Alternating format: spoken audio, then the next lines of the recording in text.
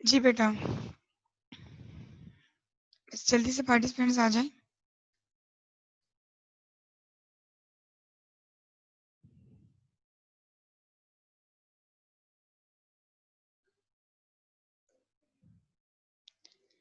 बेटा मैंने आपसे कहा एक एंजाइम को काम करने के लिए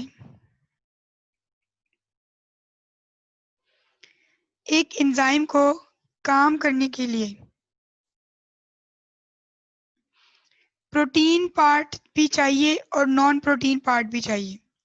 अगर प्रोटीन पार्ट चाहिए तो ओप्पो एंजाइम, बात खत्म, ठीक है।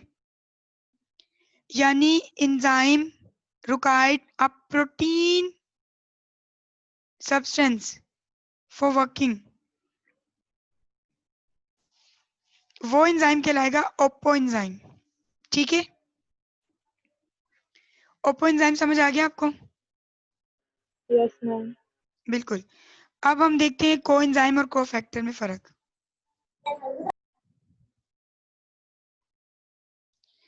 जल्दी से रिकनेक्ट करें मीटिंग बेटा। ज्योतिका आप मुझे इसके बाद अटेंडेंस देंगी, ठीक है। 10 स्लाइड्स हैं। चलिए शुरू करते हैं। ओपो एंजाइम आपको सिंपल है, वो आपको समझ आ जाना चाहिए। ओपो एंजाइम क्या है? Protein part of the holo enzyme. Hollow enzyme is a simple enzyme. अब उस एंजाइम की, होलो एंजाइम का जो प्रोटीन पार्ट होगा वो ओपो एंजाइम कहलाएगा। और जो नॉन प्रोटीन पार्ट होगा ना, वो दो तरह के होते हैं। एक नॉन प्रोटीन पार्ट जिसको मेटल्स चाहिए, मिनरल्स चाहिए काम करने के लिए, यानी जिंक और फेरेटिन, वो कहलाएगा कोफैक्टर। और एक नॉन प्रोटीन पार्ट जिसको काम करने के लिए विटामिन्स चाहिए, वो कहलाएगा कोएंजाइम्स। समझ आ गई बात?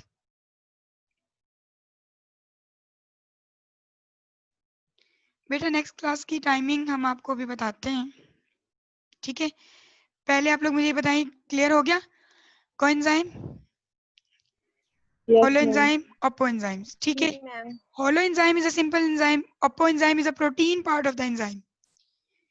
उसके बाद नॉन प्रोटीन पार्ट दो तरह के। Non protein part required minerals, यानी जिंक, आयरन, फेरेटिन, आयोडीन, तो वो कहलाएगा कोफैक्टर। और non protein part required vitamins कहलाएगा कोएंजाइम्स। मिनरल एंड विटामिन्स का हमने लेक्चर पढ़ा था, ठीक है। तो अगर बेटा पहले वाला लेक्चर, यानी अगर मिनरल्स चाहिए होंगे एंजाइम को काम करने के लिए तो कोफैक्टर एंजाइम, और अगर उसे विटामिन्स चाहिए होंगे, विटामिन्स भी तो नॉन प्रोटीनियस है ना, अगर उसे विटामिन्स चाहिए होंगे, इनऑर्गेनिक है, तो वो कोएंजाइम, ठीक है। सिंपल सी बात है। अब कौन से विटामिन्स इसको चाहिए? Thiamine, riboflavin, pantothenic acid, pyridoxine, folic acid, vitamin B12। Thiamine vitamin B1 है, ये B3 है, ये B5 है। पायरोडेक्सिन पता नहीं B कौन सा है। Folic acid and B12, vitamin B12, ठीक है।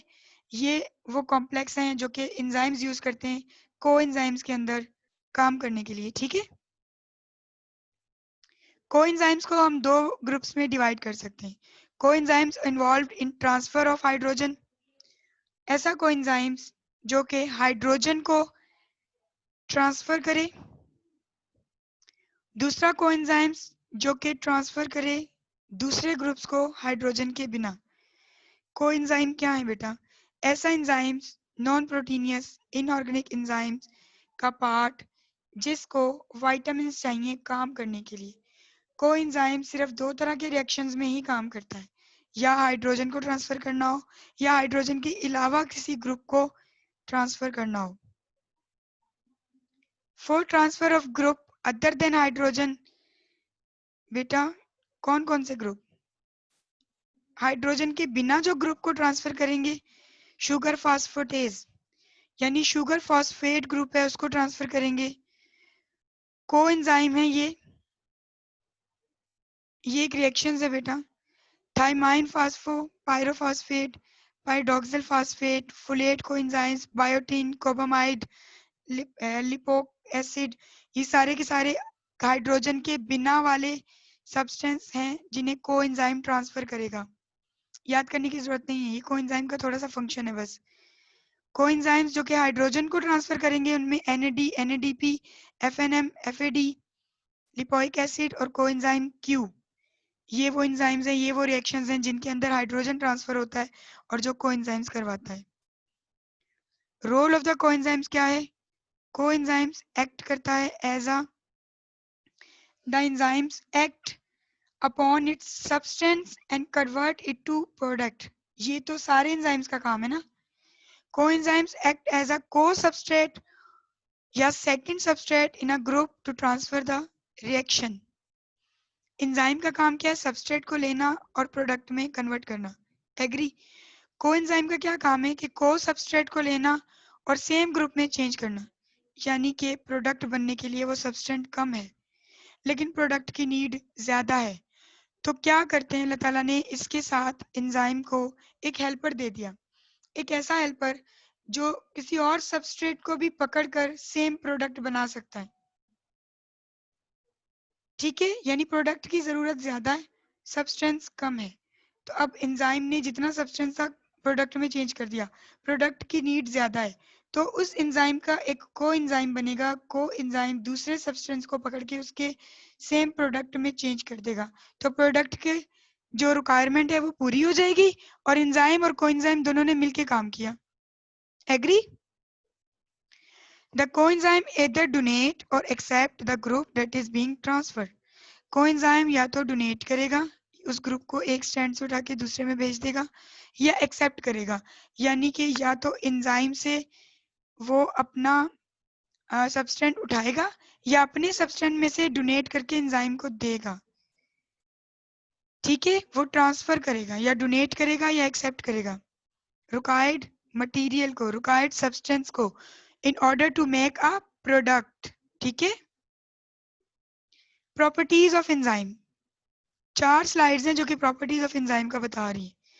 एक तो एंजाइम के अंदर एक एक्टिव साइड है, एक स्पेशल पॉकेट है, एक क्लेफ्ट है, एक ऐसी जगह है बेटा जो कि अमाइनो एसिड्स चेन को कंटेन करती है और ये सबस्ट्रेट बनाने के लिए कॉम्प्लीमेंट्री है, यानी कि सबस्ट्रेट इसके ऊपर लगेगा तो प्रोडक्ट में चेंज होगा। दूसरा कैटालिटिक एफिशिएंसी, मैं पहले भी बता चुकी हूँ, ये इसकी एक्टिवेशन एनर्जी बहुत कम, बहुत थोड़ी सी एनर्जी पे ये एक्टिवेट होकर बहुत ही बड़ा और बहुत ही फास्ट रिएक्शन करेगा। ठीक है। Work in only one direction as they will not catalyse a reverse reaction. बेटा ये उस रिएक्शन को एक ही डायरेक्शन में मूव करेगा, सब्सटेंस को उठा उठा के प्रोडक्ट में चेंज करेगा। कभी ऐसा नहीं होगा कि ये रिवर्सिबल प्रोसेस करेगा, यानी कि अपने प्रोडक्ट को तोड़ के दोबारा सब्सटेंस बनाएगा। जी नहीं, ये हमेशा वन डायरेक्शन में काम करता है, रिवर्सिबल नहीं है, ये इरिवर्सिबल है। ठीक है, ये इसकी प्रॉपर्टीज हैं। Specificity, enzymes are very specific, interacting with one or few specific substance and catalyzing only one type of chemical reactions. जी ठीक है स्टूडेंट्स, जिनकी लाइट जाने वाली है, बस ये 2 स्लाइड्स हैं, मैं आपको पढ़ा देती हूँ, इसको रिकॉर्डिंग आपको मिल जाएंगी। अभी आपको रिकॉर्डिंग भी इसकी मिल जाएगी और अभी इसको आपको इसकी स्लाइड्स भी मिल जाएंगी विद इन 10 मिनट्स। ठीक है, सो डोंट यू वरी, आप बाद में इसको दे सकते हैं। अगर किसी की लाइट जाने वाली है तो वो परेशान ना हो, सिर्फ 2 स्लाइड्स हैं। ठीक है। स्पेसिफिसिटी यानी एंजाइम्स आर वेरी स्पेसिफिक।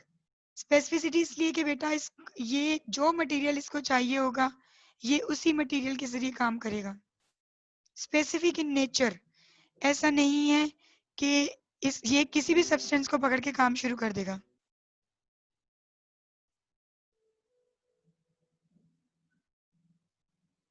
ठीक है। इंटरेक्टिंग विथ वन और वेरी फ्यू स्पेसिफिक सबस्ट्रेट, ये उन्हीं को कैटेलाइज करता है, बहुत ही स्पेसिफिक और बहुत ही थोड़े से सबस्ट्रेट को, ज्यादा को नहीं करता, मतलब बहुत स्पेसिफिक है, बहुत सिलेक्टिव है, बहुत मूडी है। Cofactors, some enzymes associate with non protein cofactors, जो कि जरूरी होते हैं एंजाइम की एक्टिविटी करने के लिए। कोफैक्टर्स यानी कि जिंक और आयरन। बेटा वही बातें रिपीट होंगी, डोंट यू वरी। ठीक है ज्योतिका, कोई बात नहीं है, वही बातें रिपीट हो रही हैं। With an organic molecule that are often derivatives of the vitamin। Cofactors यानी मिनरल्स को यूज कर रहा है, जिंक एंड आयरन को। ऑर्गेनिक मॉलिक्यूल्स जो कि विटामिन्स को यूज करते हैं बेटा, वो को एंजाइम्स की हेल्प लेते हैं, को फैक्टर की नहीं। Regulation, enzymes activity can be regulated, can be activated, can be inhibited, its depends on the need of the cell.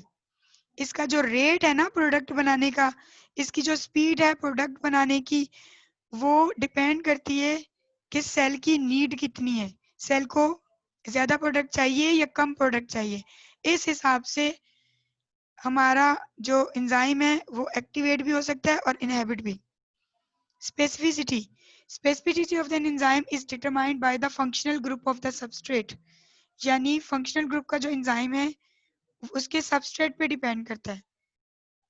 Physical proximity of this functional group बेटा, substance, selective substance, specific substance वो उठाएंगे to making a product. Specificity की दो theories हैं इनके पास।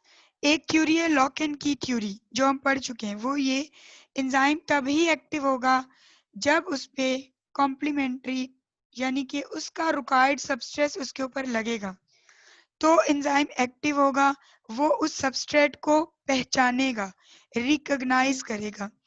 जब वो substrate को रिकॉग्नाइज करेगा बेटा, तभी वो काम करेगा, तो ही वो एक्टिव होगा। दैट्स मीन लॉक एंड की थ्योरी। ये लॉक एंड की थ्योरी है, ठीक है। इंड्यूस फिट थ्योरी क्या है? The enzyme changes shape on binding substrate so that the conformation of substrate and enzyme is only complementary after binding. Induced fit theory, enzyme अपनी shape को according to substrate change करेगा, conform करेगा, transform करेगा, और फिर वो enzyme काम करेगा फॉर द रिएक्शंस। यानी कोई चीज आके इंड्यूस फिट थ्योरी की, कोई चीज उसके अंदर इंड्यूस हुई, फिट हो गई, वो सबस्ट्रेट उसके अंदर फिट हो गया, उसने सबस्ट्रेट को पहचाना और एंजाइम ने अपनी शेप यानी अपनी एक्टिविटी उस हिसाब से करी जिस तरह का उसके पास सबस्ट्रेट आया। ये दोनों थ्योरीज हैं बेटा। थ्योरीज क्लियर हुई आपको?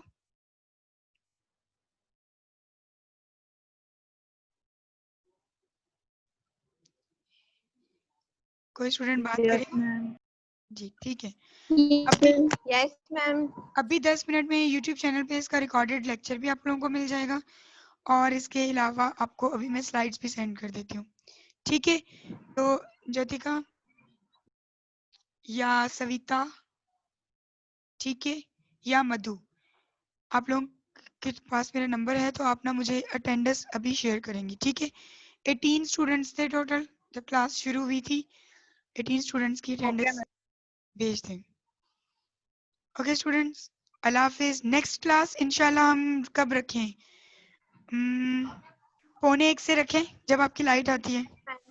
यस पौने मैम। एक से रखते हैं। ठीक है बेटा, 1:45 से 1:30 आपकी नेक्स्ट क्लास होगी। एक बार मोहन की जी क्लास मैम। है।